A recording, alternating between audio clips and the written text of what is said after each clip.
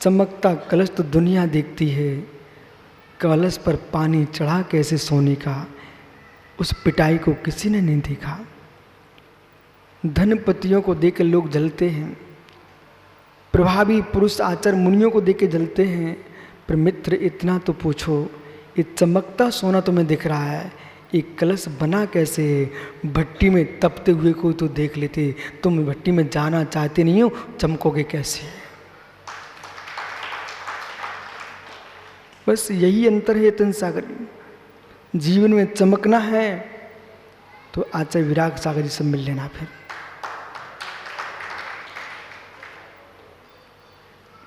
या तुम साधना के लिए जी रहे हो, ये मैं जानता हूं कि मित्र गुरु जी की डांट से थक चुके थे, इसलिए यहां जी रहे हो। दोनों तरफ से बेटा देखना पड़ेगा। जहां से आप आए हो वहां से मैं भी आया हूं।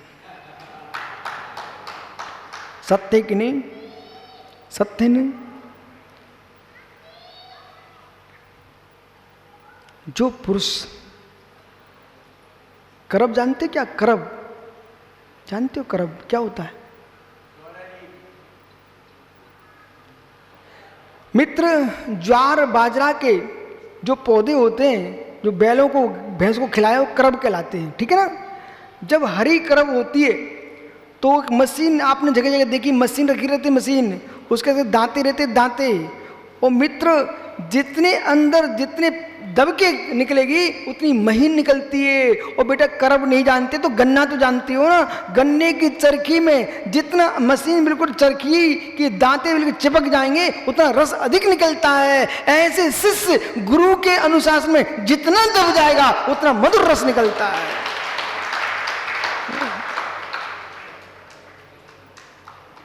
इसलिए कुछ सीखो। सचिन सुन रहा कि नहीं बेटा? बोले गुरुजी ने डांट दिया, अब तो मैं घर जाता हूं। बेटा ऐसा सोच घर चले मत जाना, यहाँ तो गुरु ने डांटा तो भगवान बना देंगे। घर जाओगे आनंद फानंद में शादी कर ली ना, फिर सासू की बिटिया से कान खिंचवाओगे तो अच्छा लगेगा। हो। क्या सुब्र साही भाषा बोलूं?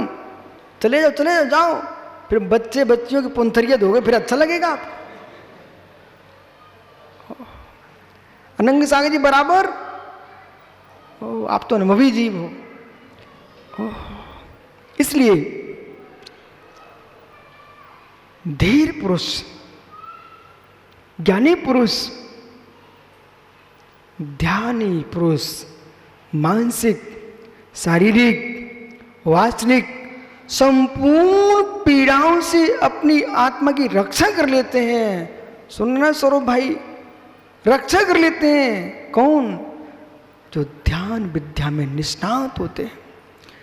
चालिज्जी भिवे धीरो परिचय सगी सुमेष समुच्छम भावेशु न देवायुषौ मायुषा।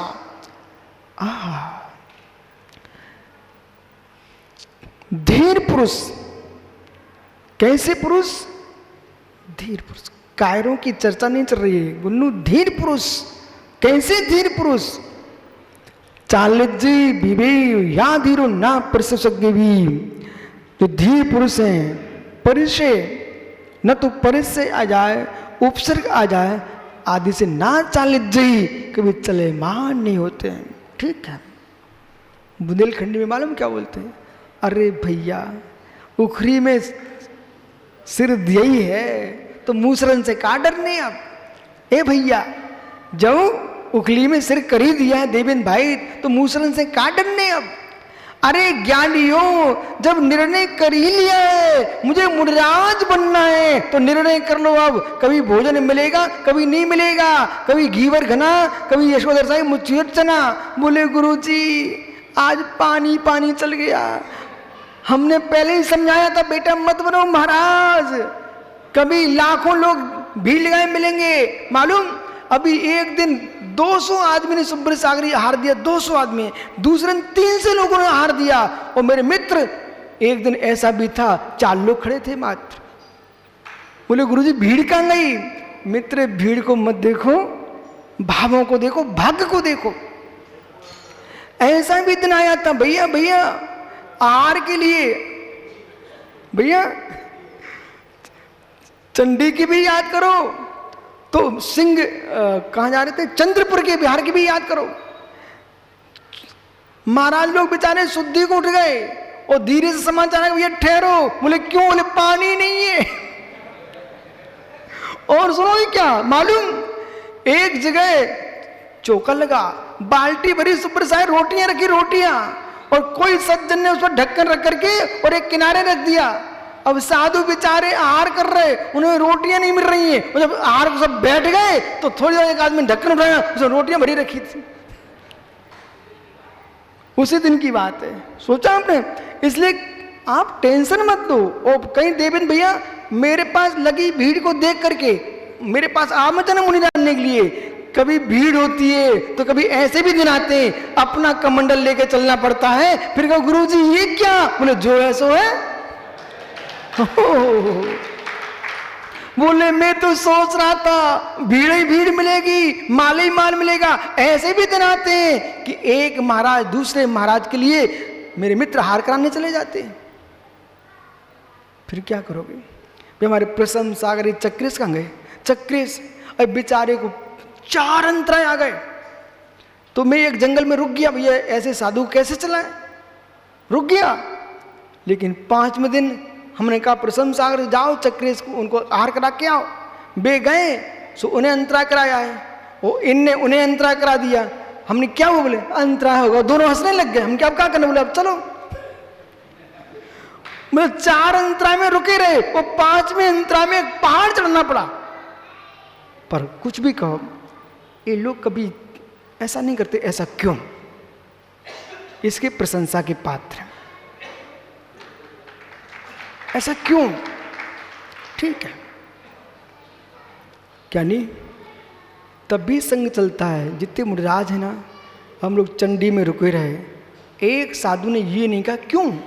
बोले जो है सो है। किसी को समझाओ मत, प्रवचन करो, सब समझ जाएंगे। किसी को अलग से समझाओगे ना तो व्यक्ति के भाव बिगड़ेंगे। अनंग सागर उपदेश में सब समझा दो। भाई जिनदेव का उपदेश ऐसा है। मित्र क्या आपने नहीं देखा वैशाली में एक दिन हम लोगों ने देखा केले के अंदर इतना सुंदर फूल खिलाता था, सुंदर पुष्प लग रहा था, और कुछ दिन बाद हमें देखा वो फूल जमीन में पड़ा था। सबके दिन एक से नहीं होते। तभी तो मैं कहता हूँ भोला सबके दिन एक से नहीं होते हैं। कभी फूल पर फूल आए जो समय पर मुरझाने लगते हैं। क्या हुआ? तुम फूल नहीं हो, फूल हो। एक वृक्ष का फूल, एक अंग्रेजी भाषा का फूल। मित्र, जो वृक्ष का फूल होता है वो खिलता भी है और टपकता भी है। ज्ञानी पुरुष होते हैं वे इस बात को जानते हैं। सबके दिन एक से ऐसे भी दिन आते हैं लोग, छोटू आओ भैया आओ बुलाते हैं। ऐसा भी दिन होता है कि किबाड़ बंद कर लेते हैं। सबके दिन एक से नहीं होते हैं। इसलिए ना हर्ष ना विषाद, जो है बागी दोरा। बाल को कम से कम माँ पूछे कि घर में जाकर क्या सीख के आए हो, क्या सीख के आए हो, तुम्हें कैसा लग रहा है यहाँ पर, बताओ कैसा लग रहा है। अच्छा लग रहा ना? अच्छा मतलब कैसा? बहुत अच्छा मतलब कैसा? बोल बेटा। जो है सो है, बस यही तो सुनना था मुझे। जब माँ पूछे पिता पूछे, वो सब में से गए थे प्रवचन सुना थे, कैसा लगा? तो कहना माँ अब जो है सो है। आपको समझना है तो स्वयं चलो, आप वहां सुन के आओ।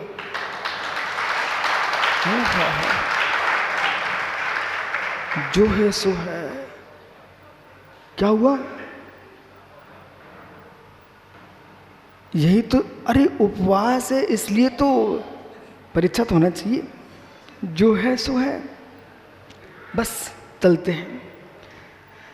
चले जय विजय धीरो, धीर पुरुष परिचय आने पर, उपसर्ग आने पर ना चले जई, चले मान नहीं होते, विचलित नहीं होते, भयभीत न विचलित होते हैं न भयभीत होते हैं। भयभीत तो धीर पुरुष परिचयों पर, उपसर्गों पर कभी विचलित भयभीत होता है।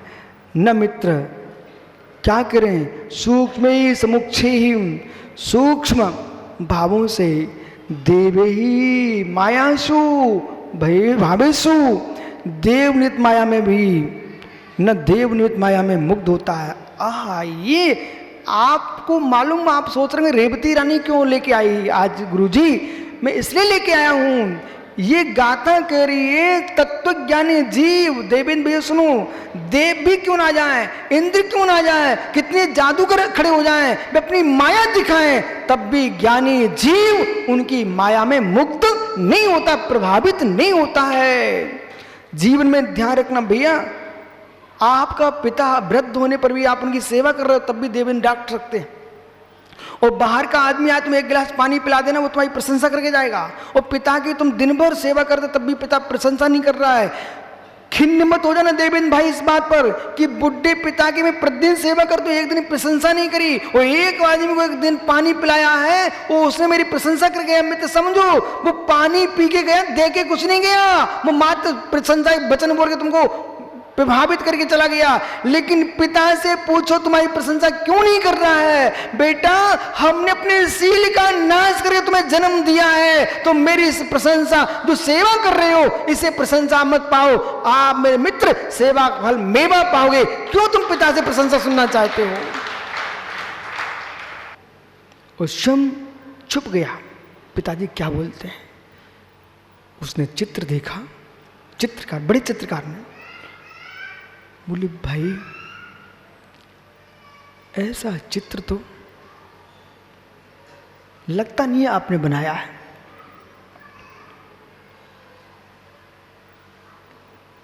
लगता नहीं आपने बनाया। बोले क्यों? ऐसा चित्र तो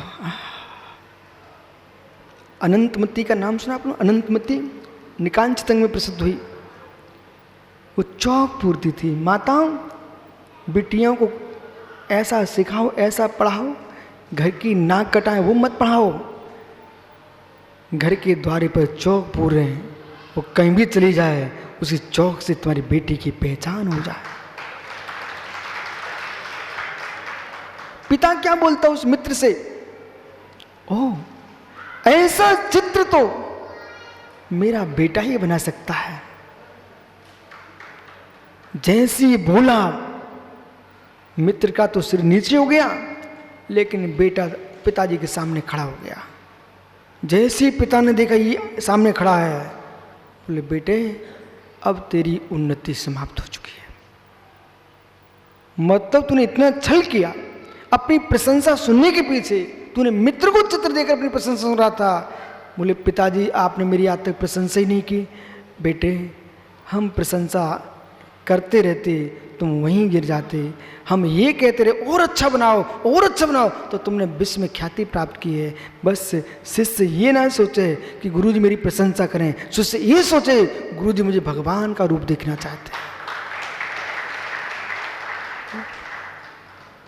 दूसरे की प्रशंसा से मुग्ध हो जाओगे तो वो तुमको कुछ नहीं देगा, कुछ नहीं देगा, मात्र मान में डाल करके निज आत्मा का अपमान करा के चला जाएगा। जहाँ चिर संचय गणम चिर संचय मिंधनम मनलो पवन सहयोग द्वयम वही तय कम्मेदनम मामियम खनेन झान ढाइम। इस ध्यान प्रकरण की आज अंतिम गाथा है, 104 103। चिर संचयम। भैया आप तो गांव में भी रहे, कुड़ीला में, तो बेदिन भी याद करो। घर में माँ कहती बेटा लकड़ियाँ लाओ, लकड़ियाँ गकरियाँ बनावे काज। याद करो मित्र, माँ क्या कहती थी कुड़ीला में आपके बुंदेलखंड में? बेटा लकड़ियाँ बीन लाओ जिससे गकरियाँ बना दे तेरे लिए। याद है? तो मित्र उन दिन की भी याद करो जब लकड़ी बीन बीन करके घर में चूल्हा जलता था। इसलिए देवेंद्र कितनी ऊंचाई पहुंच जाओ, पर घर के उस चूल्हे का याद रखना। ओह, लकड़ियों का कितनी बड़ा गट्ठा हो जाए नीरज, पिता की भी ध्यान रखना, माता की सेवा करना। सुनना ना भैया, उन्हीं के संस्कार से ही इतनी ऊंचे आए हो। आज तुमको भगवान श्री जी विराजमान करने का अवसर मिल रहा है। कितनी ईंधन खड़ा इकट्ठा कर लो, लेकिन देवेंद्र भैया चूल्हे में जाकर के सारा का सारा ईंधन राख। जितनी लकड़ियां बीन के लाए थे, बोला सारी चूल्हे में राख। ऐसे ब्रह्मांड में आपने दुनिया में घूम घूम करके कितनी कर्मों की लकड़ियां इकट्ठी कर ली हो। ओ ज्ञानियों, 148 लकड़ियां इकट्ठी कर ली है, और ध्यान की आग लग जाए तो वे लकड़ियां भस्म हो जाए। हाँ, विपुल कहां बैठे हो? जिसकी कुंडली में नहीं है, अपनी कुंडली देखो। जहां चिर संचय मीधनम चिर संचित ईंधन भी अनलो पवन सहियो। जैसे ही अग्नि लगी और फिर हवा चलने लग जाए, फिर तो क्या, जो ईंधन अग्नि में 1 घंटे में जलता हो और हवा चल जाए तो 5 मिनट में सुहा।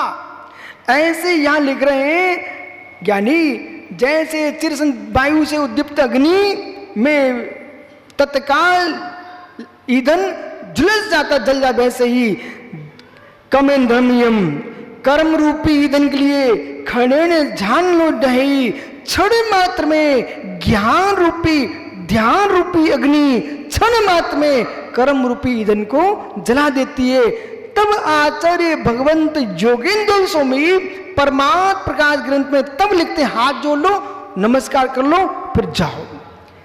जी जाया जाने गिए कम कलंक रहे नाड़ में ते परम पुण्य में। जे जाया जान किए, जे ध्यान की अग्नि से कम कलंक रहे भी, करम कलंक जिन्होंने जला दिया, वे परमात्मा सिद्ध जिनेश्वर मेरे प्रणाम के पात्र हैं। कोटि कोटि प्रणाम हो, नमस्कार हो, नमोस्तु भगवान। वो दिन कब आए कि ध्यान की अग्नि से मैं भी 148 कर्म ईंधन को जला करके आपके अंदर आके बैठ जाए। आत्मा स्वभावम परिभाव भिन्नम, आत्मा स्वभावम परिभाव। आत्मा का स्वभाव पूर्वस्तिन महावीर स्वामी की।